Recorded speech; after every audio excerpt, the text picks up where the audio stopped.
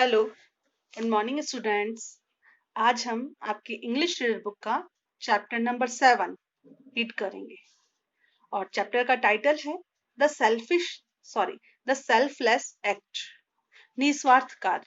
Selfless यानी निस्वार्थ, act यानी कार्य, तो निस्वार्थ कार्य। Let's think.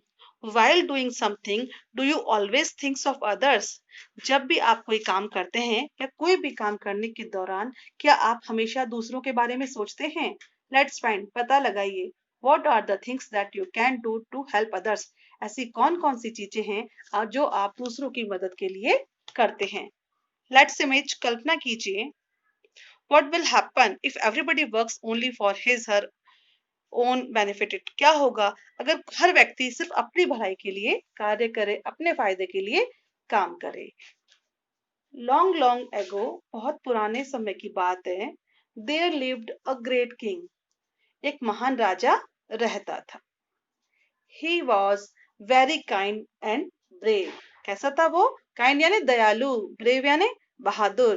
तो राजा कैसा था? बहुत लंबे समय की बात है, एक राजा था और वो दयालु और बहादुर था। ब्रेव यानी बहादुर।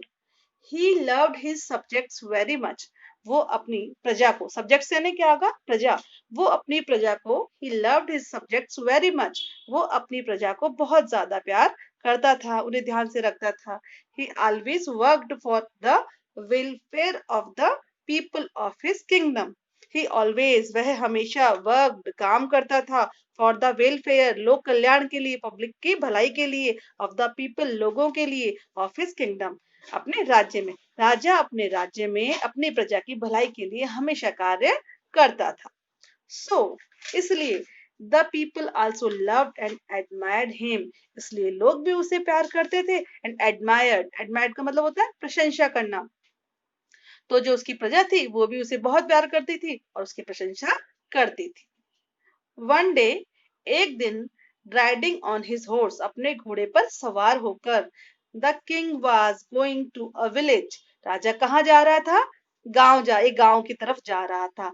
सम ऑफ हिज, कुछ उसके, ये आप इस पिक्चर में देखिए, ये पिक्चर है, यहाँ पे राजा हॉर्स पे बैठकर गांव की तरफ जा रहा है। नेक्स्ट पेज में हम देखेंगे, सम ऑफ हिज सोल्जर्स, उसके कुछ सैनिक, वर फॉलोइंग हिम, उसके पीछे पीछे आ रहे थे, उसका अनुसरण कर रहे थे।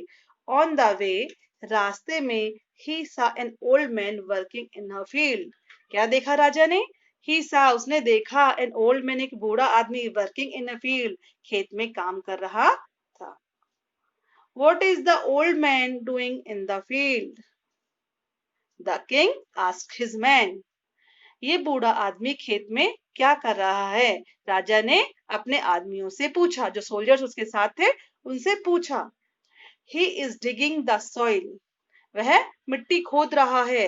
एंड प्लांटिंग मैंगो स्पेलिंग्स, और आम के पेड़ लगा रहा। पौधे, स्पेलिंग्स होते हैं पेड़, छोटे मतलब पौधा, जो छोटे छोटे बीज में से पौधा निकल कर आते हैं ना, जिनको रोपा जाता है, उसे स्पेलिंग्स बोलते हैं। तो ये क्या कर रहा आदमी? मिट्टी खोद रहा है और आम के पौधे लगा रहा है।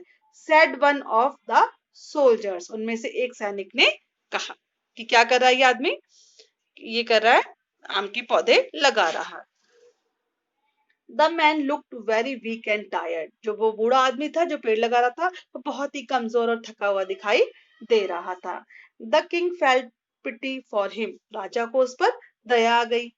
ही गॉट ऑफ हिज हॉर्स, वो अपने घोड़े से गॉट ऑफ, उतरा, एंड वेंट नियर हिम, और उसके पास गया।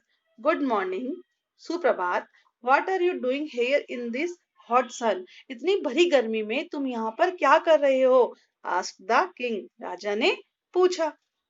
आई am planting some mango saplings, मैं कुछ आम के पौधे लगा रहा हूँ।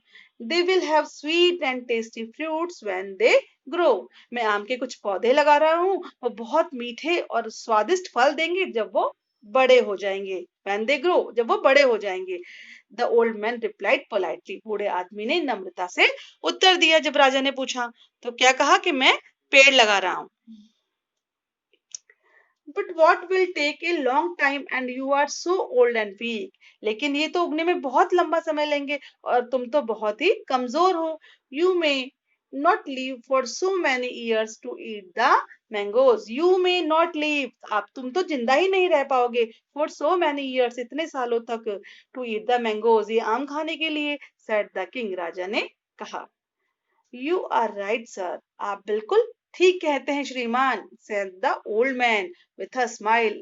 मुस्कुराकर किसने कहा? उस बूढ़े व्यक्ति ने कहा, ठीक है, ये तो आप ठीक ही कह रहे हैं. Surely, निश्चित रूप से, I may not eat their fruits. मैं तो इसके फल नहीं खा पाऊंगा, but others will. लेकिन दूसरे तो खाएंगे. कि मैं तो इसकी फल नहीं खा पाऊंगा लेकिन दूसरे तो खाएंगे. आई am planting these spellings for them. मैं ये पौधे उनके लिए लगा रहा हूँ जो बाद में इसके फल खाएंगे. मैं उनके लिए ये पौधे लगा रहा हूँ.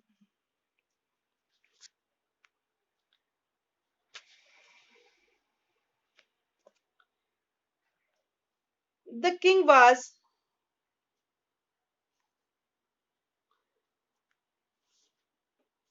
The king was very pleased with the old man's reply. राजा उस बूढ़े व्यक्ति के जवाब पर बहुत खुश हुआ. You are a good and kind-hearted man, he said. He said, उसने कहा, राजा ने कहा, You are a good and kind-hearted man. तुम एक अच्छे और दयालु आदमी हो. Kind-hearted मतलब तुम्हारा हृदय दया से भरा हुआ है. तुम एक अच्छे और दयालु आदमी हो.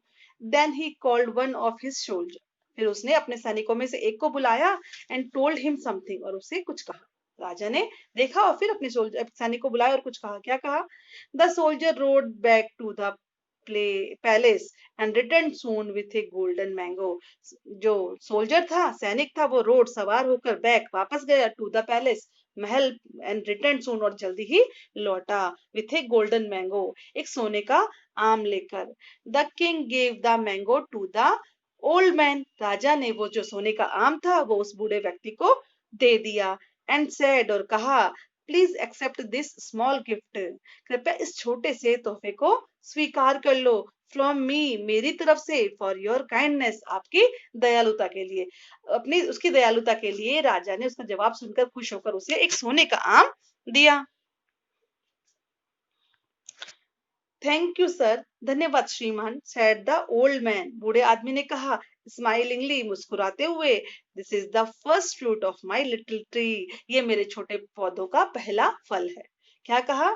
कि धन्यवाद ले लिया और कहा कि जो छोटे छोटे पौधे मैं लगा रहा हूं उसका ये पहला फल है. तो स्टूडेंट्स, ये चैप्टर हमारा यहाँ पर फिनिश हो गया. आप इसे रीडिंग कीजिए और समझिए और स्टोरी को समझिए. Okay, thank you.